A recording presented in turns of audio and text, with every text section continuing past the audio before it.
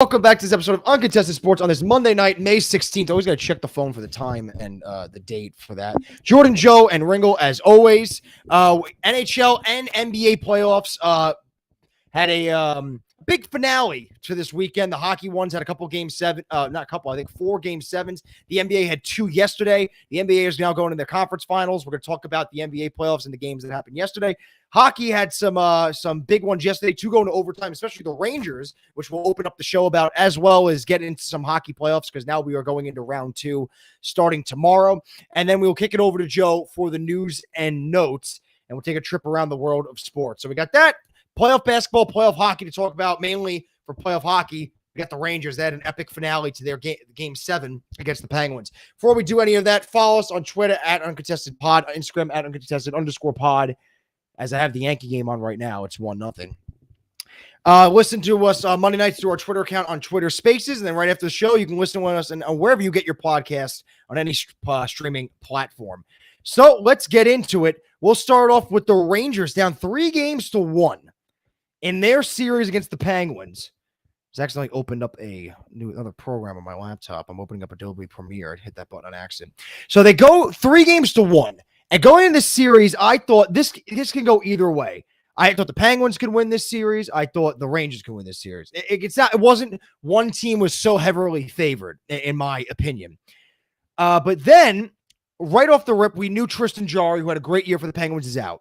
But Casey DeSmith's a formidable backup for the Penguins. He gets knocked out with a core injury, I don't know which exactly overtime it was, but one of the overtimes, one of the 3 in the first game. Louis Domingue comes in, steals the show, up 1-0, go the Penguins.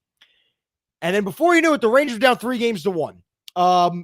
They were getting down in every game, it seemed like. The Penguins scored 7 goals in back-to-back games to make it a 3-1 series. And Igor Shesterkin did not look anything like the Igor Shesterkin he did during the season. But then the Rangers, down 3-1, win 2 in a row, 5-3, 5-3. And again, Igor Shesterkin did not look great, but they got it done. And credit to the Rangers, down 3-1. Games 5 and 6, they were down 2 goals in both games. Both games, they were down 2 goals, and they came back and won the game. It's resiliency. Yes. And you mentioned it, that games 3 and 4, giving up 7 goals each game, it made them look dead in the water. Forget down 3-1, but the way that they lost those 2 games to go down 3-1, I mean, as a fan, it's tough to look at that and think that you have some life.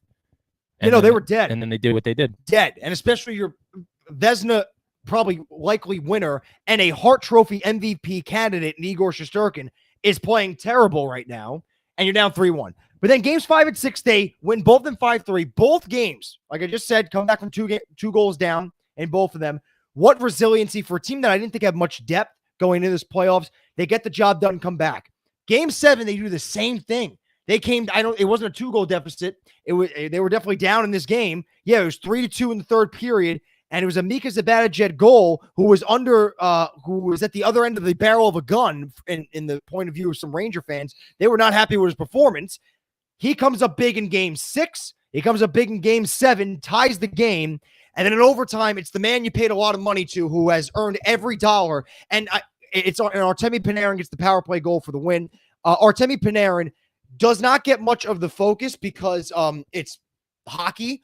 But if this was a free agent signing by the Knicks or the Mets or the Yankees or the Giants or the Jets in a more mainstream New York sport, I think it would be all over every New York sports show. This is one of the best free agent signings in New York sports history is Artemi Panarin. He has been an MVP caliber player every single year he's come to the Rangers. And then he wins it in game 7 for them. And if it wasn't for it being hockey in New York, his name would be all over the sports shows. It would be all over ESPN. But unfortunately, hockey is not as mainstream. I shouldn't say mainstream. Should I say as more as big as football, basketball, and baseball is? And it's ironic too because ESPN has hockey this year. Yeah, so you would just do a terrible job of marketing it. I know. So like they own all the games. It was previously NBC, and now they show everything with TNT also, and TBS a little bit, I think too, for the playoffs. But you would think it'd be a little more this year because they've been advertising all of last year, hockey back on ESPN, hockey back on ESPN. They have like a 30-second segment. Yeah, right. Like you would think it'd be a little bit more, but no, it's like the same as it. No, does a great job with hockey. TBS, they're like panel. like intermission panel. It reminds me of the TBS crew or the TNT crew. That's what I meant, TNT. The TNT crew. Yeah. Best crew. Yes. Sports. The hockey has like a similar one where it's like you get personality in there. It's not just four stooges with a microphone that just do everything by the books. You get personality, you get character, you get Gretzky on there, you get Biz and Net, you got Anson Carter, who's cringy at times, but whatever. Does it have a healthy dose of like talking hockey and then talking about other random stuff? Yeah, because NBA on TNT is very much like that. It reminds me exactly of what those guys on NBA on TNT do.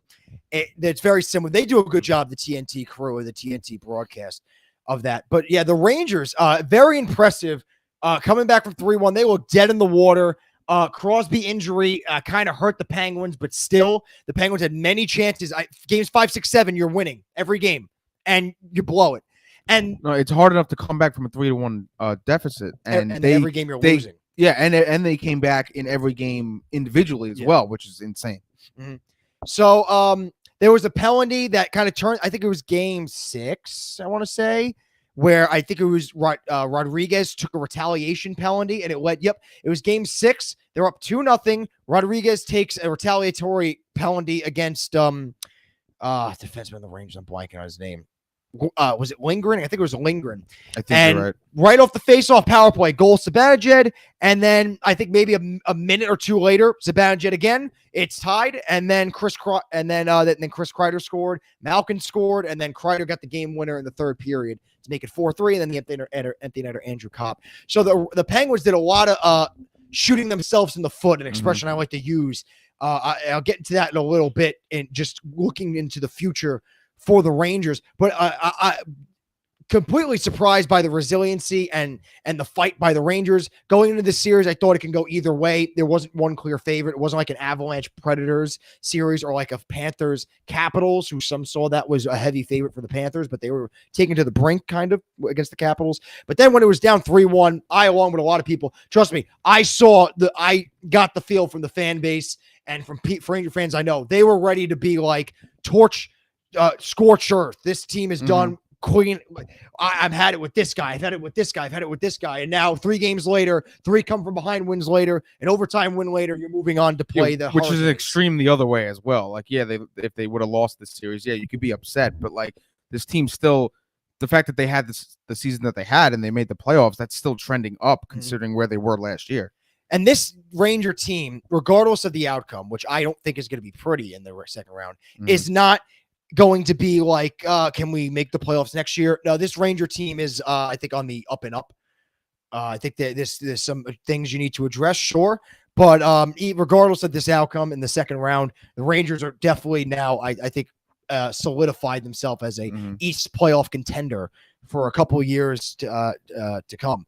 And you've seen some bright spots from the young guys as well. Unfortunately, you didn't see that much throughout the season, but you've seen the bright spots from the young guys throughout the first round. And Shesterkin made the saves when he had to. Yesterday, I said it in our group. He could have really righted the wrong of a terrible first 6 games. He could have put that story kind of away with a good showing in Game 7. He played good enough. He was helped out by 4 goals from the Ranger offense. So Shesterkin gets the pass for now. And I emphasize for now, because now you're going up against the Carolina Hurricanes. So I gave the Rangers the praise they need, but now you got to look at things in reality.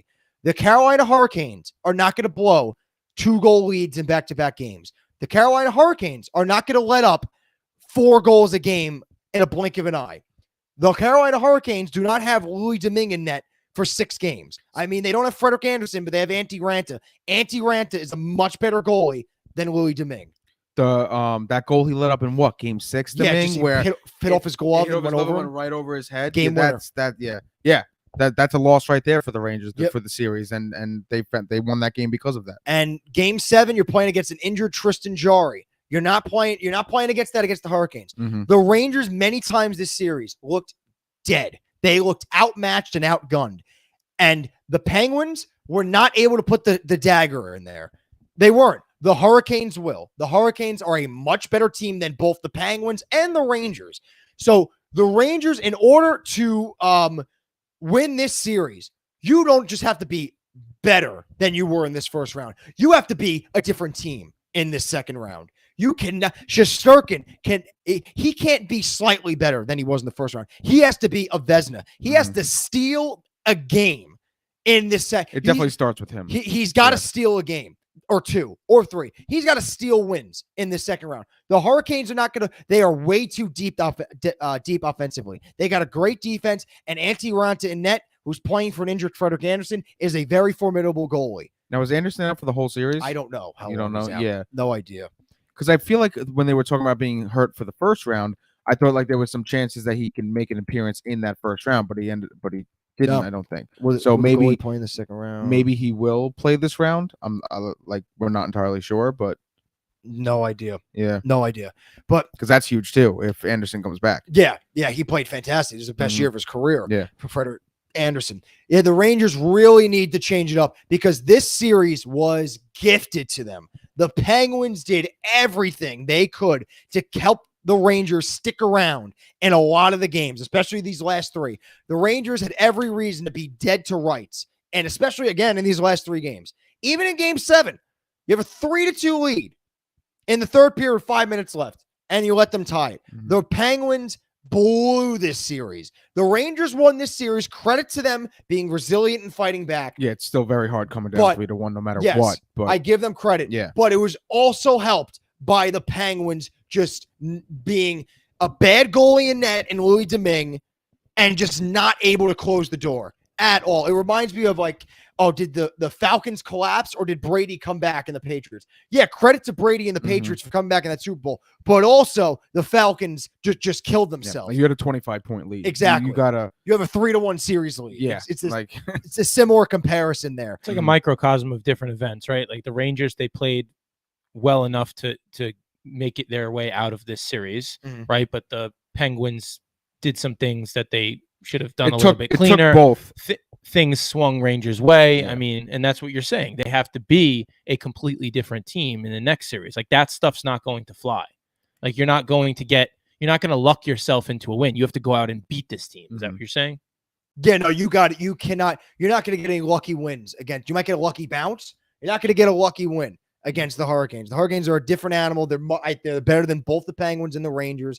The Rangers need to really up their game, and we're really going to get a true test of what this Ranger team is.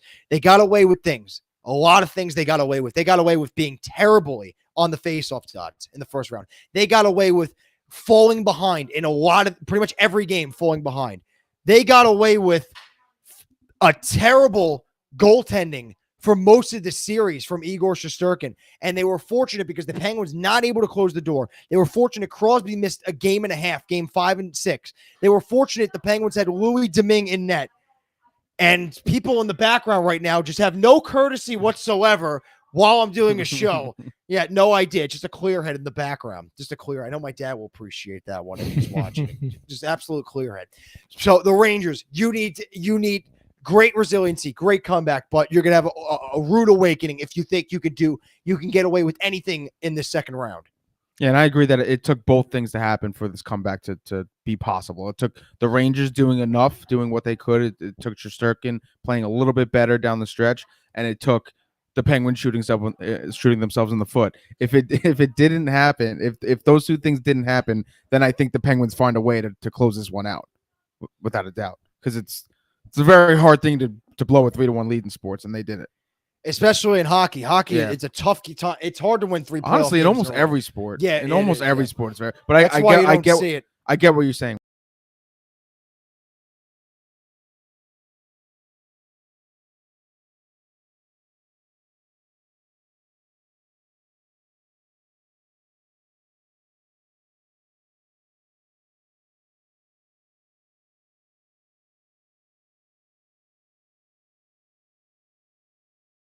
Stanley Cup because in which the Rangers I'm were back, but I got to outscored. correct your Ringle on that. The Rangers were Was it- outscored it was the other way 11-4. No. So the Islanders swept the Penguins in the 2018-2019 season playoffs. So the 2019 playoffs, the Islanders swept the Penguins, then got swept by Carolina. The next year was the bubble one. Oh, okay. It was the They year beat before. the That makes sense. Panthers in the playing round, and then they beat You're right. the Capital. No, they beat the Well, They beat the Panthers and the Capitals. Then they beat the Flyers, and they lost to Tampa. And then last year was the shortened season. They beat Pittsburgh in the first round in 6. Yes, you're right. Yes, they beat Pittsburgh in 6. So a lot of questions now for the Penguins. Unrestricted free agents: Letang, Malkin, and Brian Rust. I know you like Brian Rust. I do like. Yeah, he's my fantasy He's guy. your fantasy guy. Mhm. Yeah. So a lot of questions for the Penguins. This has been a conversation for the Penguins, a topic for a while now. Is their window every year? It's like, is the Penguins' window closing? Is this it? And every year they just keep coming back. Mhm. Now we'll get a good feel going into the next season if we see Letang, Malkin, or Rust return. Though the first two, Letang and Malkin, have been mainstays for years alongside Crosby. So a lot of questions for them. And Tristan Jarry, he's going to come back healthy next year for them. Can he do the same thing he did this year? Because he played fantastic. Because Ringle, you remember last year we faced him in the playoffs. He was terrible. Tristan Jarry, he was terrible in the playoffs last year against. I wish it was yesterday. I wish it was yesterday. Yeah, it sucks not being able to watch. I know. And, he's sick. I know. Islanders fans, we haven't had this in a couple years. Yeah, we had some Islanders news. We'll get to that in the news and notes. But I was looking into the NHL playoffs real quick. Now let's look at the other. You got to talk about this one. If you're a hockey fan and you're watching the playoffs, the Toronto Maple Leafs losing 7 to the Tampa Bay Lightning. And I believe it's either since 2003 or 2004, they have not won a playoff round, the Maple Leafs. Remember the Islanders? And they beat the Panthers. Tavares got the overtime goal. It was our first playoff series in like 30 years. The Maple Leafs are getting close to that. 2003, 2004. And haven't they lost like a highly consecutive amount of game 7s? Yep. Oh, like 7? I don't know. It's decent. Yeah, I saw the number over the weekend and I'm forgetting, but they lost a lot. Or like clinching games. They've lost like 7 clinching games in a row. Like chances to clinch. They've lost like 7. Yeah. Light's too bright for them. It's like last year. Choke artists. No, last year was the choke. You're playing a Montreal team that had no business being in the playoffs. And was that last year? It was last year. No, last year the Canadiens 3 games to 1, another 3 games to 1, and they blew it. I forget that happened. And they blew it. This year, they had a great season. And if you ask me, if the Maple Leafs played in the first round, they play the Capitals, they beat them. If they play the Rangers, they beat them. If they play the Penguins, they beat them. If they play the Panthers, did Jose Trevino just hit a 3-run home run? Yeah, he did. Jose Trevino just hit an opposite field 3-run home run. Oh my God. Wow. Anything is possible. Oh my God. Opposite field power for Jose Trevino. Anyway, so if the Maple Leafs played the Capitals, the Rangers, the Penguins, I think they beat them in the first round. They play the Panthers in the first round. They could beat the Panthers. If they played the Bruins in the first round, they could beat the Bruins. The one team I thought, despite how great the Maple Leafs played this year and how great they played in the first round, the one team in the Eastern Conference that I thought the Maple Leafs couldn't beat was the Lightning. And who'd they play in the first round? The Lightning. And the Maple Leafs had game 6. They were up 1. A chance in the third period. They're up 1 to beat the Lightning in 6 games. Kucherov, 5-on-3. Again, penalty, 5-on-3 goal. Overtime, a chance to move on for the first time in how many years? Braden Point scores. You're going to game 7 at home. They had all the pressure in the world on them. All the pressure in the world, and they couldn't get the job done. They lose 2-1. Nick Paul on the Lightning gets 2 goals. And the Maple Leafs, it's like, what do you do? Trust me, I like what I've been on the Maple Leafs just as much as the next guy. They're like the Cowboys, where they just can't get it done. Sorry, John. I don't know where you go. And the thing is, they could have beat a lot of teams, like I just said. I think the Maple Leafs, run it back. I think this team's good enough. You just ran into the 2-time defending Stanley Cup champions. The one team you didn't want to run into them. The other team, I think, was the Hurricanes. If you ran into Hurricanes, I think they would have lost that series.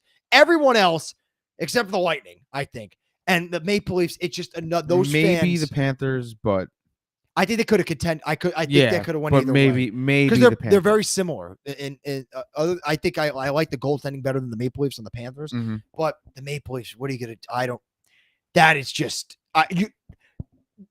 It was so bad. I don't even know what to say. Yeah. It was so bad. The fans were fighting. The fans aren't fighting people on Twitter or they're mad at the other team. They're fighting each other now. There's a video of the fans fighting each other. Yeah, they don't know what to do. It's the fans that want to burn the team and then the fans that want to stay hopeful. Yeah, so it's a civil war right now going on in Toronto. They don't know what to do. I don't know what to do either if I were you. What do you have to do? I don't know. Because this seemed like this was the year you're going to win a playoff round. But you want to play in the Lightning. So the Lightning move on. They're going to play the Panthers. The Panthers, I thought, were fake news. They had a tight series against the Capitals. They won 6 on an overtime goal. I think the Lightning beat the Panthers. Then you have the Hurricanes Rangers. If you didn't get it from the beginning, I'll say it again. I think the Hurricanes will win this series. I think so too. At most 5 games, unless the Rangers really turn a statement. That's a statement. Yeah. At most 5 games. Unless the Rangers turn things. One person turns it around. You could push this to 6 or 7 and win the series. It's Igor Shesterkin. He'll steal you around. The Blues beat the Wild. Good series there. The Blues look really nice. They play the Avalanche. The Avalanche haven't played in 5 years. So they'll play the Avalanche. The Blues, I like them. Do they take advantage of the ring rust, of the ice rust of the Avalanche? They haven't played in over a week. Could they try to steal a couple games in the early goings because they haven't played? Who knows? But I still like the Avalanche, even though to win that series, I think that will go to 6. And then you have the Flames against the Oilers. The Flames were in a nail biter, 7 games against the Stars because Jake Ottinger had one of the best goaltending series of all time. Watching that overtime game yesterday, Ottinger was sensational. You saw at the end, everyone was giving him his praise. Got the sense the Stars were going to steal one. The Stars were going to steal one. But then Johnny Gaudreau, it took a perfect shot to beat a perfect goalie, and that's what happened. So they take on the Oilers. I like the Flames in that series. I think the Flames are deeper. They have a much better goaltender, in my opinion, even though Mike Smith kind of played well in the back end. But Mike Smith's always good for those stinkers. And they have a lot. Markstrom's been great all season. Been great. And the Flames have a better offense than the Kings, and the Kings took the Oilers to 7. So I like the Flames moving on against and then taking on the Avs, and I like the Hurricanes moving on and taking on the. So you're going with all the favorites. The Lightning, yeah. No, the Lightning aren't the favorite. Oh, Panthers I'm sorry. Yeah. You're still against the Panthers, but yes. Yeah. So that is that. But I get we have a. He left. He left, came back, left again, so he's not here right now. Okay, we had a request for the chime in. I don't know, maybe chime in about the Rangers or NHL playoffs. If he comes back, maybe we'll get to him. Yeah, if he comes back, let me know, and then I'll say, hey, if you want to chime back in, knock yourself out. Yeah, so there you have it. Moving on to the second round of the NHL playoffs. Exciting. It's 4 game 7s in the first round. It's hard enough to get 4 game 7s in one whole playoffs. 5 game 7s. You know what? We had 4. I'm pretty sure it was 5. No, we had 3. What am I talking about? No, what do we have? 1, 2, 3, 4. You're right. 5. Yeah. Blues, Calgary, Dallas, Edmonton, nice. Thanks, Joe. Edmonton Kings, Penguins, Rangers, and Boston against Carolina. So something to be hopeful if you're a Ranger fan. Carolina lost every single road game that series. They won every home game, lost every road game. So, and the Garden's been rocking. So maybe you can use home ice to your advantage because it's been pretty helpful for the Rangers in this first round. And like I said, Carolina did not win a single road game. But before we get into the NBA playoffs, I will kick it over to Joe for some news and notes. So Joe, knock yourself out. I'm going to take it away for about 2 seconds and then kick it back over to you, Jordan, to just follow up my initial start. 1 week, about 1 week after dismissing head coach Barry Trotz, the Islanders have their new head coach in Lane Lambert, who they promoted in-house. So instead of going out and getting somebody, from a different organization, they found somebody within, brought him up, new head coach. What do you think? Generally, are Islander fans happy about this? Are they? No, they're like, it's a mixed bag. Same thing with the reaction to Barry Trotz's firing. It's a mixed bag right now with them. He's had, I think we were 2-1 under Lane Lambert because Trotz went away during the season. So we were 2-1 under Lane Lambert. He went away. Can they do that? I think he had. You go on vacation. I think it was personal reasons. Vacation I don't know if it was COVID or personal reasons. It was one or the other. Yeah. So. Hey, I apparently the players liked him. They work well under him. He was a good voice for them. I trust Lamorello, even though he has his critics with this. But Lambert's learned under Barry Trotz. I think he was his assistant the whole way through of Barry Trotz's career for a majority of Trotz's career. So he's learned under him. Maybe you get some more offense out of the system. And the fact that they went right to Lane Lambert and they stuck within the organization, that shows like the players like him. They gelled under him. They liked his direction of the team. So there's the people on Twitter that want to burn the house down. Yeah. Like, what are you burning the house down right now over? It's not like we went out and hired like some experimental head coach. Yeah, right. It's not like we promoted the minor league head coach, who I know a lot of people is not Brent Thompson. It's not like we went out and got a Mike Babcock, who has had some controversy in the past, or a Joel Quenneville, who has some controversy in the past. We'll see what happens. I expect some noise to be made in the offseason for the Islanders. It seems from the outside looking in that this is somewhat of a safe transition. Who knows if it will pan out that way, but it seems that way. You mentioned Lane Lambert having the right voice for this role. And it's funny you say that, because in a couple of the articles and headlines that I've read over the last couple of days, or just seeing it on social media, it seems that there are reports that Barry Trotz lost his voice within the organization or within the locker room. So you would like to think that the hiring of Lambert has the players' approval, and hopefully things can Luke definitely did his homework with the players, and he knows that the players like Lane Lambert. Now that they hired from within, you would think that this was Lou's plan the entire time. Like, maybe he did look into other options, like when he officially hired Barry Trotz, but maybe like Lambert was his number one this whole time, and then it's like a job interview. There's one candidate that wows you away, like Lane Lambert, but then you do your due diligence. You look at others. That's a nice catch, right there. Really nice. End the inning. But I see where the hate is coming from this, because you say you need a new voice, you say you need a new system and everything, but then you hire the guy that was working already in this system, in this organization. So I see both sides to this.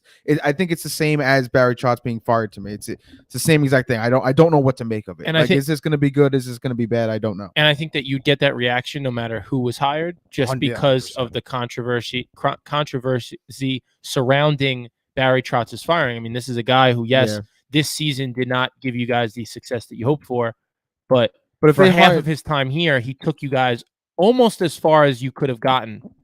So no, I know you're going to have people that lament the decision. You're going to have people that are completely in favor of the decision. So it's always going to be a mixed bag of emotions when it comes to hiring a new head coach. And when the system goes sour, guys, I made this point once with Tom Thibodeau, because how he's so hard and so strict on the players in the system. When things start to go a little south, that strict and hard ass like mentality kind of it's not received as well by the players when things start to go a little south. And maybe that happened throughout the season. And I said this when Barry was fired. It maybe Lou saw the writing on the wall and was like, you know what, this system, it can get you only so far. And I was talking to a friend of mine who's an Islander fan over the weekend, and he made a good point. He said, Barry Trotz has always been a coach in the league that has always gotten his team to the playoffs with his defensive system, but never got over the hump. And the only time he got over the hump is when he had Alexander Ovechkin, right? That's when he won the Stanley Cup. So I hate to bash Barry Trotz, but maybe it goes to show that he's a great coach and his system's great, but his system can't really, unless you have franchise player, one of the best players of all time, the best goal scorer of all time on your team, you're not going to get over that hump. And maybe we saw the writing on the wall, and this season was indicative of that. And it's funny that I really like the Tom Thibodeau reference and comparison, and I don't know Barry Trotz's coaching style as much as I do Tom Thibodeau's, because I'm just not as engrossed in hockey as I am in basketball. But when you look at the way Tom Thibodeau coaches and his style, and you know that it can rub people the wrong way, and he's a little bit rough around the edges, players will put up with certain things when you're winning. When you're not winning, it's very easy for players to say, well, you know what? I don't want to deal with this anymore. I'm not into this. I don't like his style. But and that goes for any sport. Why? Because winning solves everything. Winning we don't realize as fans the toll that losing takes on players, on a locker room, on an organization. It eats away at you from the inside out. It affects your plane ride home if you're away. It affects your mood when you go back to the hotel.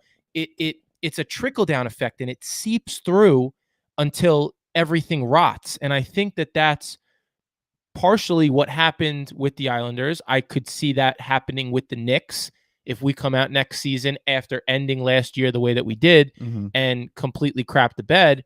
I could see people getting frustrated, players getting frustrated, assistant coaches, head coaches who might bite their tongue a little bit more, but that's just the way that it goes. So if he lost his voice within the locker room, you had no choice but to make a change. And I think that that's something that fans are going to have to accept, because it's like, look, this is what we needed to do. This was necessary. We needed to pull the plug. We needed a reset. Otherwise, we were going to kind of be stuck in the same vicious cycle year after year. We'll talk about winning. What you're saying, we'll stay in New York and talk about the Yankees. I mean, Yankee fans hate Aaron Boone. They can't. But nobody's stand him. talking about no Aaron one's Boone talking right about now. it right now Yeah, because no one's giving them crap right now because they're winning games. And that's because every fans, especially, they Ringle, always you had to say as- something. it's 4-1. It's It's 4-1. Ringle, are you kidding me? I We're finally winning got. games. I finally got a little bit of your magic, People- there, Jordan. People Commentator's want curse. people, especially fans, they always need somebody to point the finger at. And it's usually the head coach. It's usually the manager. Right now, it's Aaron Hicks. Right now, it's Aaron Hicks. So it's an incentive for Aaron Boone and the Yankees to keep Hicks around if the upper management really does want to stick with Aaron Boone going forward, because the target is not on his back. But that's a great point, Ringle, and I agree. Jordan, anything else to share about this before I move on? No, but again, because of this move, I expect a busy offseason. I expect some names to be moved and some new big names to be brought in for the Islanders. Because if not, If we're changing direction, if we're changing views, then we we gotta change players. A lot of links to Kevin Fiala out of Minnesota, because Minnesota's in cap hell right now, and he's an RFA. So I've been seeing maybe a trade with Minnesota, and we get Kevin Fiala. Ever since Kevin Fiala left Nashville and went to Minnesota, his career every year he's gotten better and better. This year he's over a point a game. So that's a name I've seen as of late thrown around in the Islanders circle. But we'll see. We gotta wait for this playoffs then first. Some strange baseball news over the weekend. Pitchers Hunter Green and Art Warren combined over the weekend to pitch a no-hitter for the Cincinnati Reds. But unfortunately, the team lost the game to the Pirates 1-0. So instead of the win that usually comes with the no-no, the Pirates eked out a single run in the 8th inning on 3 walks and a ground out. The Reds are in the middle of a completely lost season. They have 9 wins on the year, 26 losses. So it's just adding insult to injury for them. Green took the loss, became the first pitcher to throw 7 hitless innings and take a loss since Matt Young of the Red Sox in 1992. So very bittersweet, I guess you could call it, like occurrence. Yes, they pitched a no-hitter, but they lost the game, so it almost feels like it doesn't count. And then how do you feel it on the other way? Your team got no hit, but you won the game. You gotta do the So, winning game. You see I how know. the Yankees won yesterday? I mean, I guess that, Do like, what you gotta do. yeah, it's like a But win like to you're win, still right? upset that your team couldn't get a hit, but you won the game. So like you're just standing there like, we got away with that That's one. probably Imagine winning a 1-0 overtime game, like in the But playoffs. that's a little it's different. I mean, but like, imagine winning a 1-0 overtime game, but you have one shot in the entire game. I wouldn't care. We won the game. But I'm just saying. Won But the game. no. I'm not saying. But that's you're where the gonna be mad at bittersweet it. comes Yeah. in. It's like, yes, Yeah. a win's a win. You take that every time. But you guys had an abysmal offensive performance. I mean, yes, I guess when 3 walks and a ground out you're still being productive, right? I mean, you have to. It's a good out. I mean, the bar is not that high. We're not setting Manufacturing, the bar high. yes, It's a you're great not. ground out. But the goal in every sport at the end of every game is to score more points, score more goals, Yeah. more baskets than the other team, And and they they did that. So I guess ultimately they did succeed, but they stumbled to the finish line. I was also listening to Mike Greenberg this morning, and he brought up a point. Oh, he's great. I love Mike Greenberg. Yeah, He annoys me. here and there. But I was listening to him quick, and he was talking about this game, and he said that because of this extra innings rule with the runner on second, the ghost runner, there's a way. I think a caller actually called and brought this up. There's a way for a pitcher to pitch a perfect game and still get the loss now. Stealing. Because just steals everybody. you could steal or And then a or wild like a pitch. sack bunt, either a sack bunt or like a steal, so the runner advances to third without like a hit. So because there's no hit, so or like a walk to get rid of the perfect game, and then a sack fly, and it brings them in. Yeah, and- or just steal third, sack fly, game over. Yeah, Yeah, But that's simple. but that Yeah. could Yeah, also, it's but that simple. could that also count as a perfect game if that ghost runner rule was not in effect? No, What if the because pitcher if balks? you get on I base, think what a if the pitcher perfect game, balks? you need 0 runs. I think that makes it perfect. no, the perfect game is that like you can't allow a base runner, but the base runner wasn't allowed by the pitcher. It's given to them by the rules. They don't inherit that run though. No, but Do you if get- there's but a do you get what run I'm on the saying? board, it's not. I don't think it's a perfect game. No matter. But no, I think the perfect game is not allowing a base runner, whether by hit, walk, or error. But So I don't know if you're googling right now, Jordan. I don't know if you're going to find it. The definition of a perfect game. Yes, but it's different now because of this new rule change.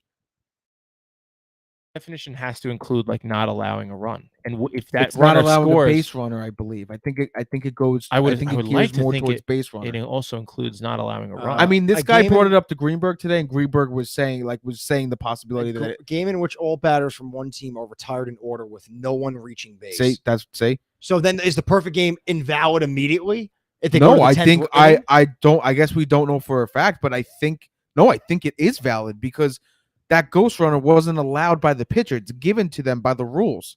So if that guy scores off of a stolen base and a sac fly, it's a perfect game still. If you think about it, right? I think in order for it to be perfect, you know need what- I 0 know- runs on the yeah. Okay, I'm but the trying to one's find not it- his I fault. know, but it's still on the board though. A baseball game in which the same player pitches throughout the full game without allowing any player of the opposing team to reach first base by hit, base on balls, or by other Yeah, means. and he didn't do that. I'm looking. Yeah, I'm trying to find a definition that says. Oh, just my headset. Yeah, just the mic. Yeah, Mike's fine. No, I'm headphones. trying to find a definition that says anything about runs. Everything's saying no base runners. I'm trying to find But that's what I'm trying to anything tell that you. says A perfect game is defined by Major League Baseball as a game. Stupid ad just blocked the whole article. I found like a A forum game online. in which a player pitches a complete game victory that lasts a minimum of 9 innings in which no opposition player reaches first base. Thus, the player cannot allow any hits, walks, hit batsman, or any opposing player to reach base safely for any other reason. But that doesn't. But the pitcher's not allowing it. Do you get the loophole The here? pitcher cannot allow any hits or any opposing player to reach for any. By definition, a perfect game must be a no-hitter and a shutout. By definition, Okay, a perfect all game right. must be a no-hitter and a shutout. But this rule was made before this. Since this ghost runner. 1991, this is the definition. I- So even if the ghost runner scores through a stolen base and a sac fly, it's not a perfect game because there's But a you run. don't know that. You don't know. Based on this definition, by But definition, this baseballfandom.com, by definition, a perfect game must be both a no-hitter and a shutout. but this was said before the ghost runner was involved. But have There's we heard new- anything since? There's new things. I know, that- but that have are we- happening to. I'm not saying it's 100% going to be considered a perfect game, but you think that it's I a question. think Wait, it is a question, but my bet would be it would not be a perfect game. wait, I don't know. You're saying he would have to steal third and then steal home? No, and No, sac steal fly. third and like a sac fly, or steal home. I guess either one. I guess there's multiple ways. Because he can't throw a wild pitch. Then now that's an error. You can't throw a wild pitch. in Yeah, a perfect game. No, but Wait, wait. it's not about. Yeah, you can't throw a wild pitch and Wikipedia says a perfect game by definition is a no-hitter, a win, and a shutout. So if that runner comes around and you lose 1-0, it's not a perfect game. But didn't how shut the could you team out. penalize the pitcher but for not letting It's not. him on? I don't think it's credited. But the whole I thing don't- with earned runs it's- and the whole thing with baseball is the earned run is attached to the pitcher who let him on base, not necessarily. Yes, let him it's in. designated. So- I just read before that it's not given. So if that designated runner ends up scoring, it's not given to the pitcher. It's given to like the team. It's an unearned run. But Yeah. they still score. It's not a shutout. It's not The a shut. You second need a that guy shutout. crosses home plate, I know. I get what In you're order to get a saying. perfect game, you need a shutout. So even with the ghost We runner, would need an example of this to happen to figure out what MLB will do because I think it is a question. I don't think. I think we answered the question. No, I don't now. think you can definitively say it though because this is a new rule. This new rule creates. It's kind of like the no hitter last year in the double header with Madison 70 Bumgarner. No, it's not. That's not the same. It's not- just that it's a new rule and it happened and then we had to figure out what to call it. Oh. I think Well, I think that in was that more- sense. in In my that sense, I think it is. in my opinion, that 7-inning thing was more definitively a no-hitter. You made the rule a game of 7 innings. You pitch 7 innings of no-hitter, it's a no-hitter. Like wait, baseball. wait. Okay, I have the answer. And you made the rule. I have the answer. How do you have the This answer? is Wikipedia. A rule change in effect for the 2020 through 2022 seasons awarded the offensive team a free runner on second base each half inning during extra innings. This rule opened the possibility of a team scoring a run by batting in the base runner on a sac fly, for example, without any player ever reaching base. this would still have been recorded as a perfect game. Oh, that's According terrible. to MLB's That's official terrible. record keeper, the Elias Sports Bureau, Yep. since an automatic runner is not a batter who reached base safely. That's my- terrible. That's dumb. That's That's exactly dumb. what I'm Dumb. saying. Yeah, that's And the dumb. reason why, and That's before you dumb. got, You need a 0 on the board. It's not Okay. perfect. this That's is exactly really the reason stupid. why I brought it Perfect up. is 0. That's dumb. But do you agree that that should be the case? I think so. Yeah. I mean, honestly, No, I don't that know. should That not should be a not be perfect the game. No, it's not a perfect game. That should not be a perfect. It's a game. loophole. It's a loophole. I don't know if I agree or not, but it's a loophole. But that's exactly the reason why I brought it up, because I heard it on the Greenberg show and I thought it was interesting, and just to exploit the stupid rule of the ghost runner. Exactly why this rule should not be in place, because loopholes like this. Exactly why last year with the 7-inning no-hitter, these rules should not be in the game, and I think they're going away next year. I think the ghost runner definitely. Ghost runner's gone But this year. why did we need it That this just year made too? me really angry. No, We exactly, found and that That's so stupid. it made me That angry today when I was listening to it too. It's like the new trophies that they're giving out for the NBA conference final MVP. It's like everybody gets a trophy. Like there's all these. No, wait. There's an ALCS and an LCS MVPs. We need less trophies. We don't need more trophies. And I think that like this is like, come on, that's not a perfect game. My dad said It's- it's stupid too. Yeah. I think most baseball Yeah, no. fans would agree. Yeah, you know how terrible a pitcher would feel, and Yeah. that's how he lost 1-0 and threw a perfect game. Because his team didn't put runs on the board, and that's why they're in. But that's the extra They point. have But to that's the put point I was making. He didn't allow anything. He pitched a perfect game. That's why it's just stupid. because But of also the stupid perfect rules game made them also lose the game. encapsulates the defense. If I there's an agree with- I offensive agree. error, so it's a team Well, kind there's of no perfect error. game. There's no error in what I'm talking about. No, I'm talking about. Yeah. You said he pitched he Yeah. didn't let up the run, but he needs help from his defense Yeah, to get a stop the perfect steal, game. I guess you're saying. No, to pitch a perfect game. If your shortstop makes an error, you don't have a perfect game anymore. Yes, I know that. Yeah, so that's why I don't. But in this situation, there's no error made. No, you're not getting what I'm countering. I'm countering. You're saying he didn't that run's not an earned run. He didn't give up that run, so Mhm. that's why he should still have the perfect game. But he didn't he didn't commit the error at shortstop. If there was an error at shortstop, that would end the perfect But game. where are you getting the error from? Oh I'm my god! confused. In order to pitch a perfect Yes, game, you I need know. Yeah, there can't be you an can't error. allow a base run via hit, walk, or error. You I can't know. let up. So you're saying it's not his fault that ghost runner scored. Yeah. So he shouldn't lose the perfect game. It's not his fault the shortstop potentially makes an error, and he'll lose the perfect game because of that. Where are you getting the error from? I don't know. Joe, where, do you know what I'm talking about with I'm- this? I follow. I don't. Oh They- my god, your argument, right? You're saying I'm is not that- arguing anything. I know I'm you. just- I'm having a not argument. conversation. You're saying right Yeah. now is that he shouldn't lose the perfect game because that ghost runner isn't his fault, and it will be an unearned run. It's a stupid rule by the league. And it's not his fault if that run scores on a still on base and a sack fly, right? So he shouldn't Yeah, lose let's the just say. perfect game because of something out of his control. Yeah, because of the stupid rule. I A guess, yes. pitcher will lose a perfect game because of because of something the error out of. Okay. Yes. All right. There's a way to lose All a right. perfect game because of But something at out of his control. least that happens on the field, not in the rule book. Like at least the team will lose it for him. At least. Fine. Do you get what I'm saying? Not the league. No, you just can't putting say a that guy- because you just thought of that on the spot. You can't say you get what I'm saying because you just thought of a No. new point. No, I finally understood what you were saying. That's All right, genuine. Joe, what's the next? That's a news genuine results? thing that happened. I wasn't following you. I thought you were making a. I thought you were saying that there was an error on the play while the guy went from second to third. I was Oh, lost. yeah. I was lost. Then I understood what you were saying, and I made a counterpoint. That's all. I hate this argument, Joe. What's the next? This thing? went in a completely. Yeah. This went in a direction I Yeah. did not This was expect one it to segment go. where I'm like, there's not gonna be much. Yeah. I know. The only reason why I brought it up was just to exploit the No, I rule, think- and then it went this I far. thought it was Dumb fine. rule. I thought Yeah. it was fine. That Well, we will- all agree it's a dumb rule. It's a dumb rule, Yeah. yeah, And we that will learned ruin something new. ruin the value of a perfect game. Yeah. Hopefully, it doesn't happen this year. Can we talk? Yeah. You want to talk? A I little kind bit of hope it football? does, though. We're gonna take on your charger. I kind of hope it does. I need it next. What are you at? 34. I'm at 32. I hope it does happen. Ooh, I want to okay, see the take it. league get killed for this. Well, I am in control of the whole operation. So if I go down, Well, the I'm whole show at the goes head of down. the table, so You are, yeah. Today, Joe is in my role today, as you can see. Usually, Joe has the background of switched the up back. kitchen I actually like this background better.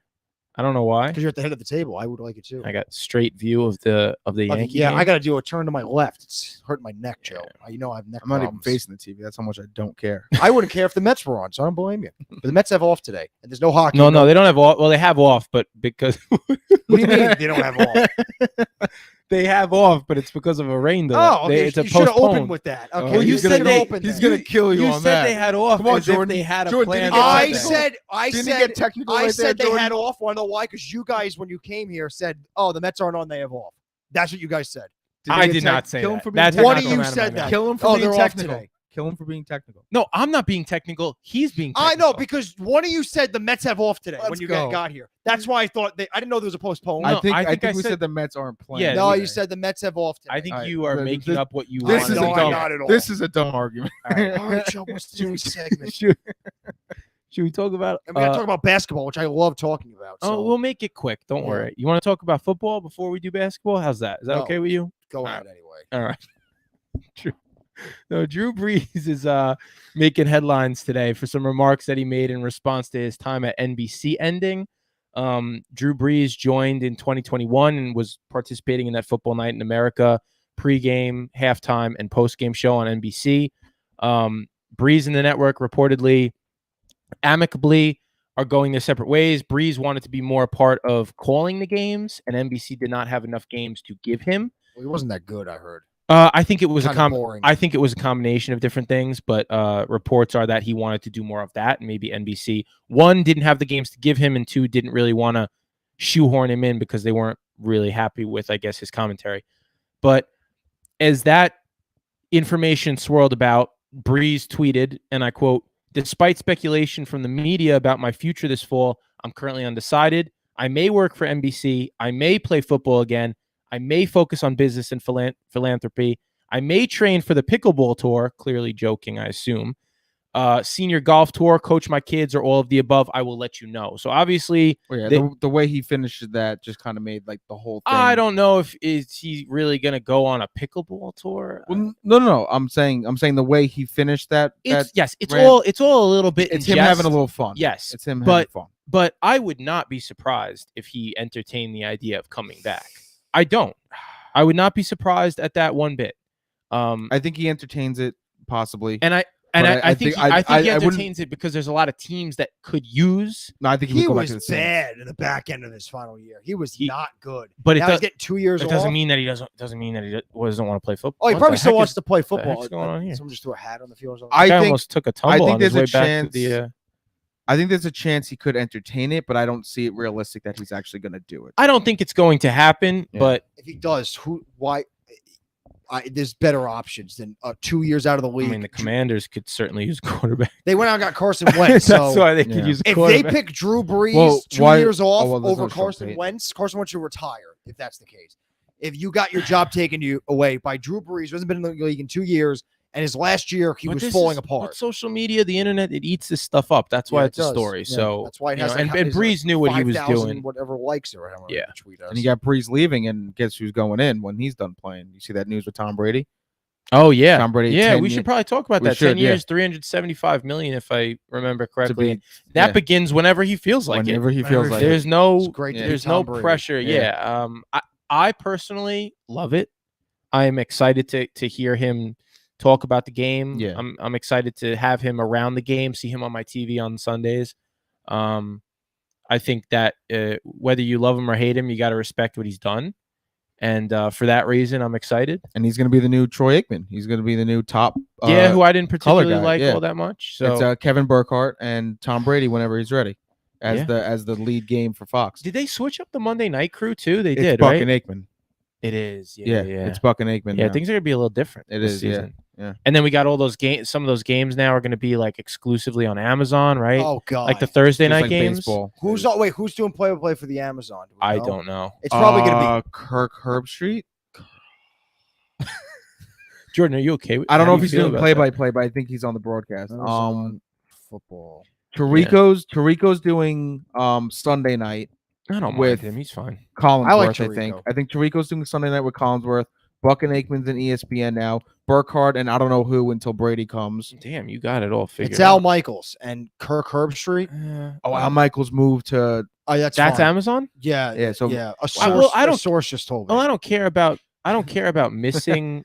I don't care about who's calling the game. I just care about it Oh, being a little bit more difficult to access. I care about who's calling games. Have you heard the play-by-play? I for will watch. baseballs? I'll watch any football game called by anybody though. It's Eh. football, so I'm like, yes, I have my preferences, but I'll watch any football game. I don't like. Are you not going to watch it, or you're just going to I'll suffer put it on through it? mute. I'll put it on mute. Oh, like, I there's can't. some I can't hockey put it on mute. commentators that that are on I would never put it ESPN on mute. are just. I can't put it on mute. I don't know about mute. I'll put it down to You're like different 2. because that's what you do. So it probably rubs And you. the Apple TV baseball play-by-play is yeah, that Apple was. trying to get Apple and play-by-play together. Was he beatboxing? That was actually crazy. Yeah, it was. I like my brain. I'm glad that you noticed it. because I tried to say The Apple. mic cut out a bit, so I didn't know if it was real. No, it was and then My brain like snapped in half. 'Cause I tried to say Apple TV and play-by-play in the same sentence. I really wish the mic didn't cut out. This is a good. Well, show. anyway, the Apple TV play-by-play team and color team and the commentary booth is terrible for baseball. They are horrible. Oh, Terrible at their job. those calls that you sent me. Yes, those are the what. Yeah, that's the Apple TV. What did she crew. go? Yes. Yeah. Wow. What a big shot. Like, you're professional. Here we go. Between them and some of the play-by-play guys and women for hockey on ESPN and TNT, this is professional sports on TNT and ESPN, and for baseball, Apple TV. This is what we got. This is terrible. Like, I hear better high school commentators better than these people. Yeah, when They're called horrible at their jobs. the Luis Robert moonshot over the green monster, it was like I it gotta was play this it was stuff look now. up monster. Look up monster. Uh-oh. Oh, wait, then there's an Joe, what'd you call him, Robert? Isn't that what we said? Yeah. I'm just. I don't Why know. did he say Robert? Can the He said listeners Robert. hear this? He got mad at me and go, no, Ringle, it's Robert. I thought it was Robert. Yeah. It's Robert. Luis. I've heard both. But then Michael K called him Robert. And everything Michael K says is the truth. No. No, I don't know if you guys could They hear don't say this that to one. him. This was the opposite field home run Trey Mancini hit. Any excuse. Oh, he's We'll playing eat it. some tacos. Vita's the best. Look at this one. Ryan Mountcastle. Oh, let's go. I don't know if the listeners could. They can if when they hear it over the stream. I don't know if you guys can hear it over what's it called? Twitter Spaces. Twitter Spaces or Melon. If you I think they can. Play the I other have one. then there's one. Here's the Play the other Luis one. Robot one. We'll go Robot. Okay. All right. This is trash. Wait. Yeah, okay, they can hear it. My dad just told me yes, that you can hear it. Beautiful. All right, He's so on this is YouTube right now. this is the same. This is the same girl. I forgot her name, Melanie something. And this Let's is let her remain anonymous. yeah. I should have. This is trash.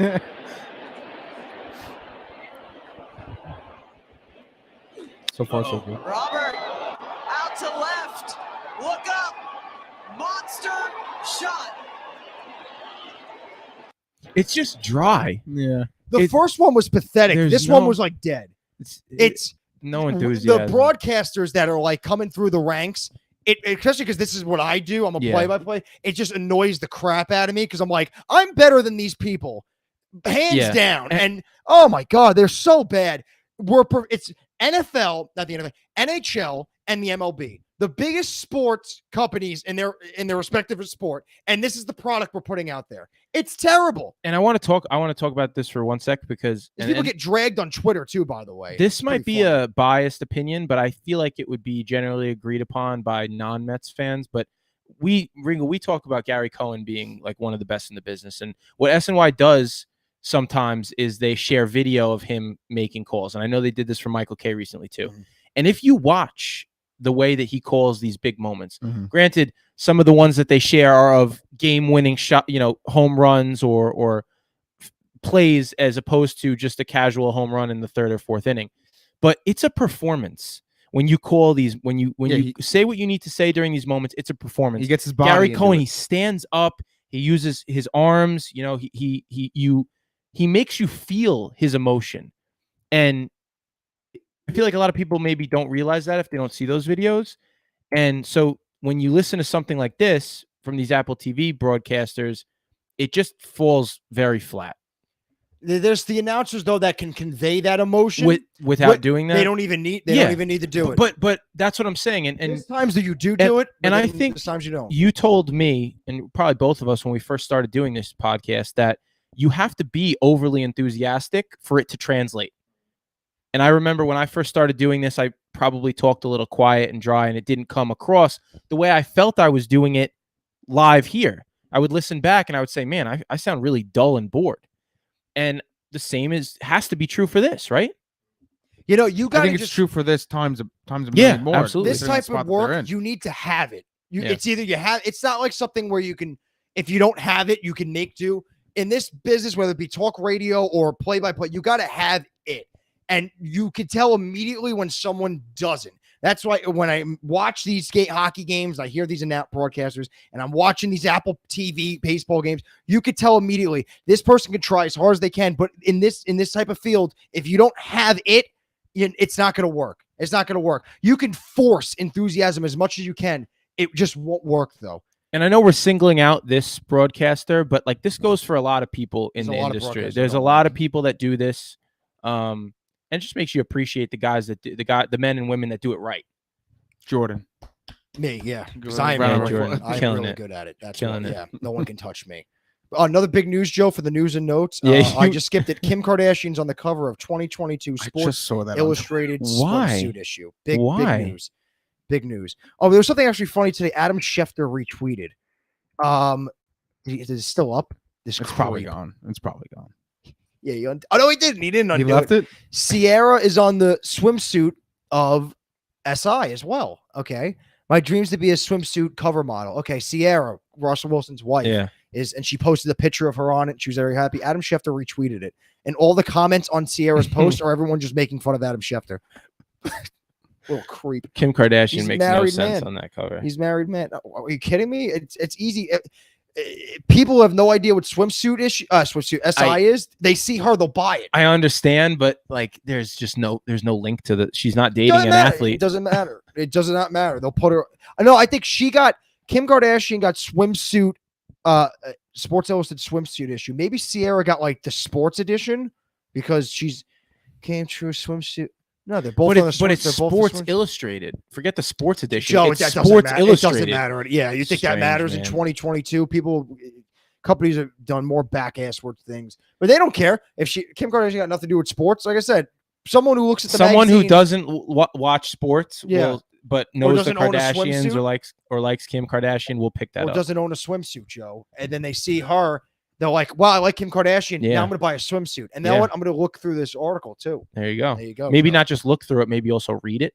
Maybe you'll read it. Some people do other things Maybe with skim it. swimsuit issues. You know, Oh, all right. pages might stick together, Yeah. but that's neither here Yeah, nor there. we're going off the rails. That's neither here I'm nor gonna there. I'm gonna wrap these news and notes Go up ahead, with one Joe. more NFL point news that broke today.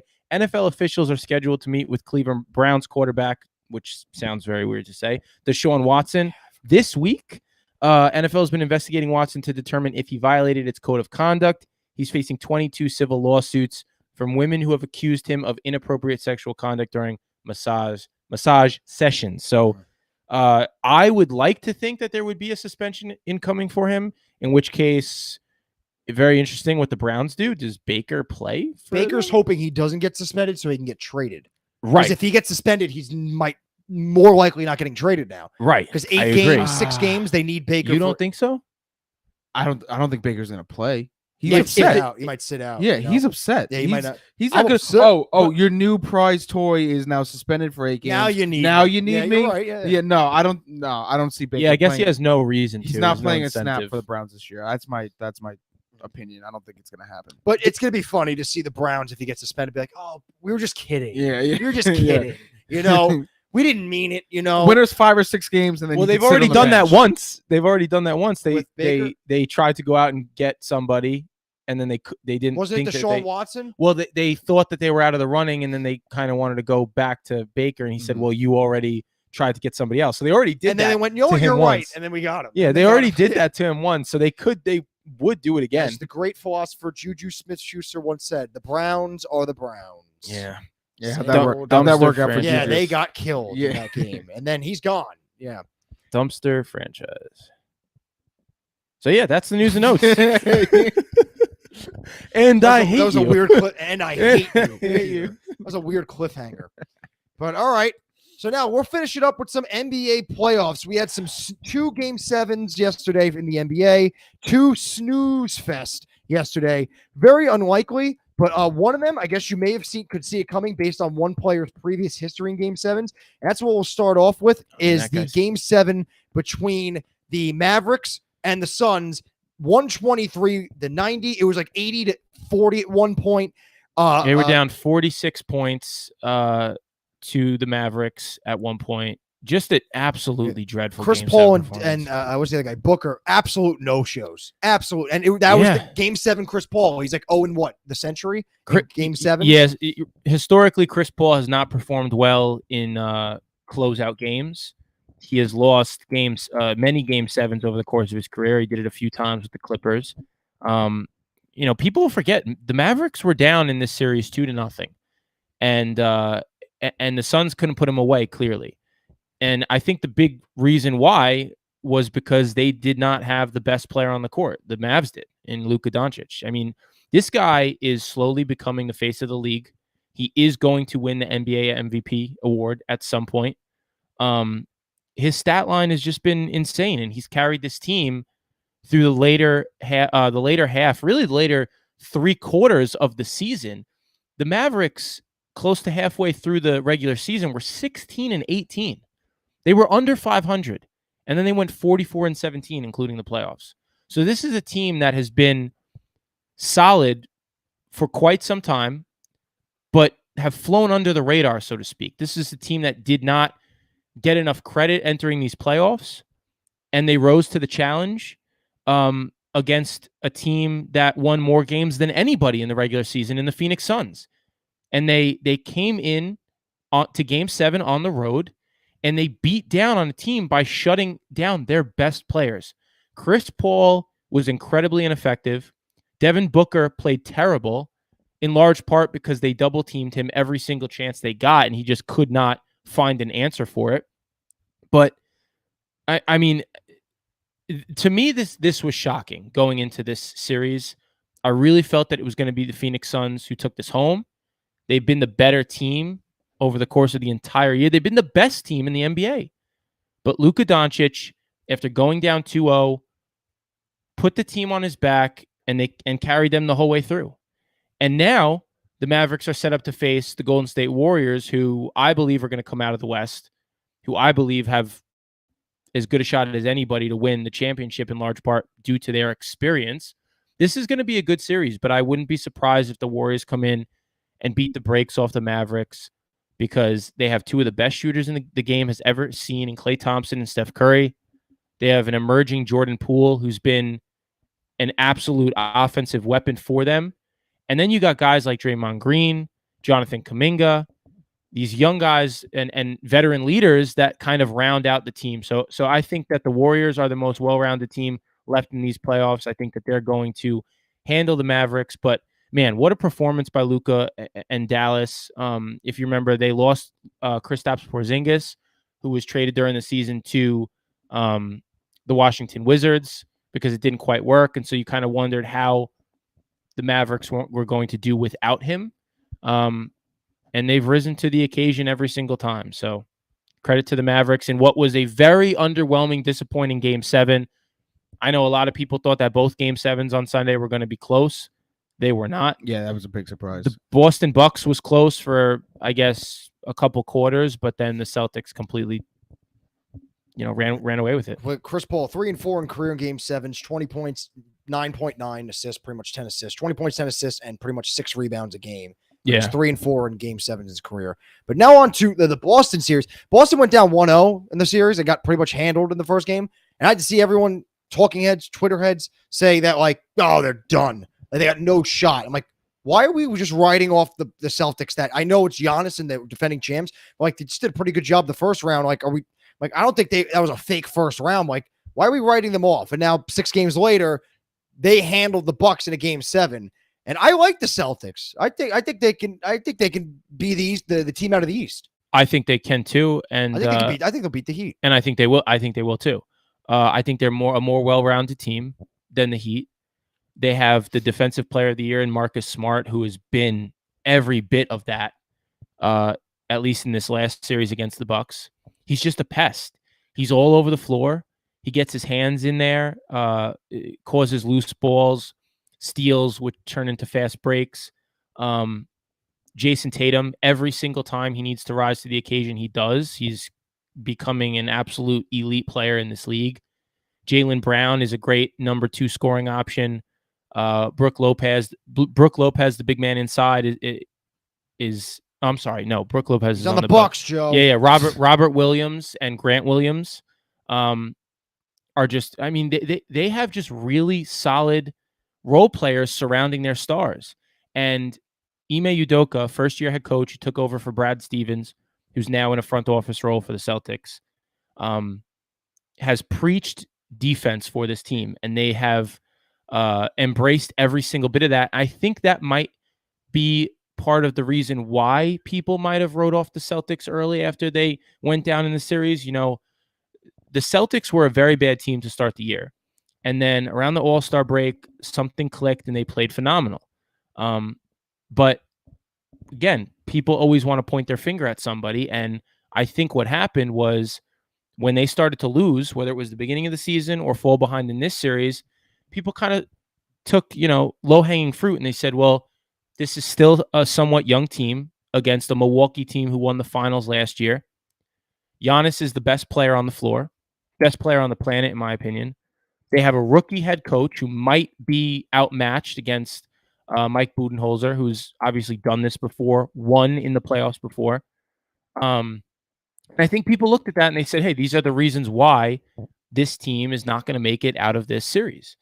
And not taking anything away from Boston, but the Bucks were without Chris Middleton for the entire series. I was going to bring that up. And this is a guy that plays such an important role offensively for the Bucks. Giannis had to shoulder the load completely for this team.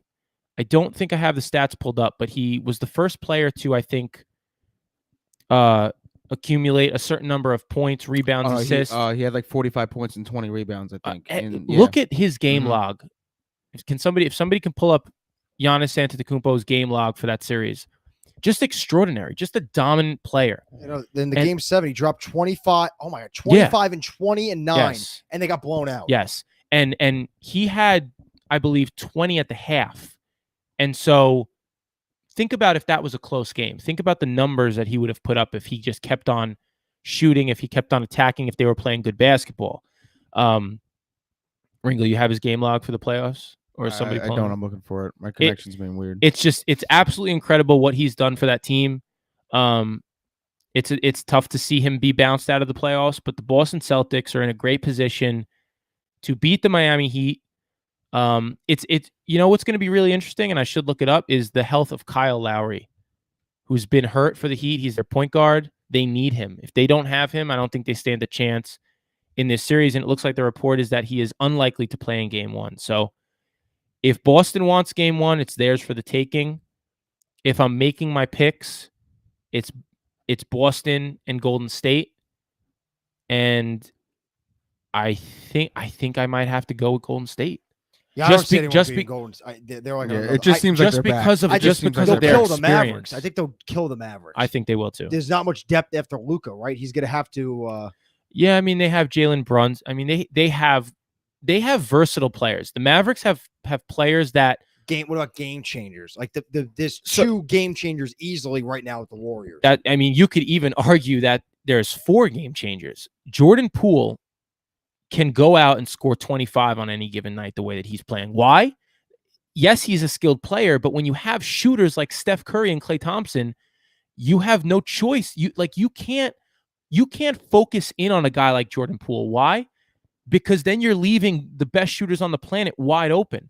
So having those guys on the floor at the same time opens things for the rest of the Warriors team. Then you have Draymond Green, who is your leader, your defensive anchor. This is a guy that he might not stuff the stat sheet, but he brings all of those intangibles. He is the glue for that team, and he's been the glue every single year. Caused a lot of controversy in this last round, though. But yeah, well, he gets in the head, getting guys' heads. And those are the intangibles that I'm talking about. So you can really look at the Warriors and say they have 4 game changers, and they're getting Steve Kerr back, who's been out with COVID. That's big.